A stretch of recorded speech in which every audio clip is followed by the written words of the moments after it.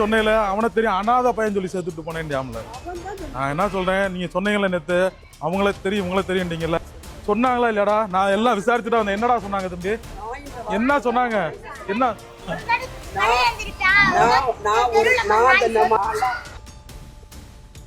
இது பள்ளியில் குழந்தையை திட்டிவிட்டார்கள் என பெற்றோர்கிட்ட சண்டை இல்லை.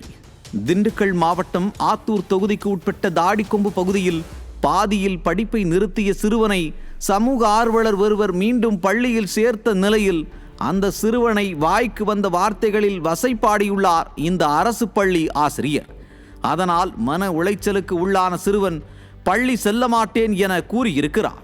அவனது மன உளைச்சலுக்கு நீதி கேட்ட அந்த சமூக ஆர்வலர் ஆசிரியரிடம் வாக்குவாதம் செய்துள்ளார்.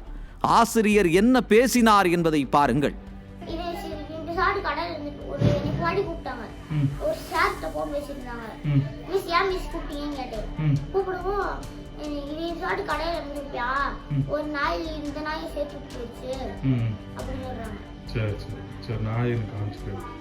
இந்த நாய் ஒழுங்காக கடையில் வேலை பார்த்து கொண்டிருந்திருக்கும்.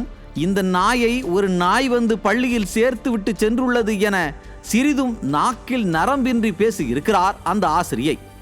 சிறுவனின் தந்தை மது பழக்கத்திற்கு அடிமையாகி உயிரை விட்ட நிலையில் தாய் மட்டுமே வீட்டு வேலை செய்து வளர்த்து வரும் நிலையில் அவனை அனாதை எனவும் கூறியிருப்பது அப்பகுதி மக்களிடம் பெரும் அதிருப்தியை ஏற்படுத்தி உள்ளது.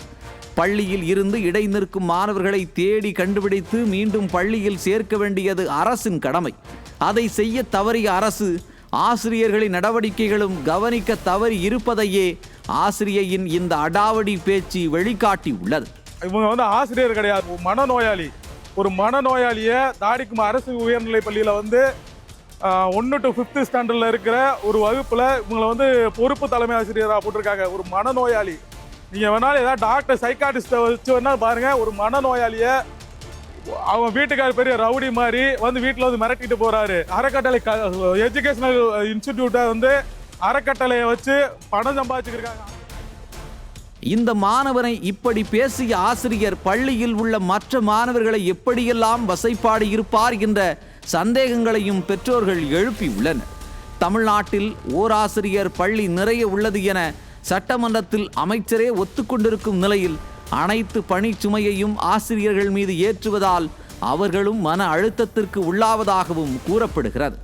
பழைய ஓய்வூதியம், பணி நிரந்தரம், காலி பணியிடங்கள் நிரப்புதல் என பல வாக்குறுதிகளை கொடுத்துவிட்டு ஏமாற்றிய ஸ்டாலினால் மன உளைச்சலுக்கு உள்ளாகியிருக்கும் ஆசிரியர்கள் தங்கள் ஆதங்கத்தையும் கோபத்தையும் மாணவ மாணவிகளிடம் வெளிப்படுத்தும் வாய்ப்புகள் அதிகம் இருப்பதாக கூறுகிறார்கள் மனநல மருத்துவர்கள். ஆசிரியர்களை ஏமாற்றிவிட்டு பள்ளிகள் உட்கட்டமைப்பு, கல்வியின் தரம், மாணவர்கள் மற்றும் ஆசிரியர்களின் மனநிலை என எதையுமே கண்காணிக்காமல் நடிகர் நடிகைகளை அழைத்து விழா நடத்தி தன்னைத்தானே பாராட்டிக் கொள்வதால் மட்டும் மாநிலம் கல்வியில் வளர்ச்சி பெற்றுவிடாது. ஸ்டாலின் அவர்களே, பள்ளியில் குழந்தைகள் நன்றாக படிக்க வேண்டும் என்றால் அமைதியான சூழல், போதுமான அடிப்படை வசதிகள், அன்பான ஆசிரியர் என அனைத்தும் தேவை. வீட்டில் பல பிரச்சனைகளுக்கு மத்தியில் பள்ளி வரும் குழந்தைகள் இங்கும் ஆசிரியரின் கோர முகத்தை கண்டு மன உளைச்சலுக்கு உள்ளாவதால் பாதை மாறி போதைப் பொருள் புழக்கத்திற்கு செல்வதாக கூறுகிறார்கள் கல்வியாளர்கள். இதை ஒரு மாணவனின் பிரச்சனை என கடந்து சென்றுவிட முடியாது. ஒவ்வொரு அரசு பள்ளியில் இருக்கும் ஆசிரியர்கள் மற்றும் மாணவர்களின் மனநிலையை அறிந்து அதற்கேற்ப மனநல ஆலோசனைகளை வழங்குவது மிக அவசியமாகும். மாணவர்களின் எதிர்காலத்தை கவனத்தில் கொண்டு அரசு உரிய நடவடிக்கை எடுக்க வேண்டும். அதை விடுத்து ஒவ்வொரு துறையிலும் உள்ள அவலங்களை விளம்பரங்களால் மறைப்பதால் மட்டும் அந்த துறை முன்னேறியதாகி விடாது. அந்த விளம்பரம்தான் இந்த ஆட்சியில் நடக்கிறது.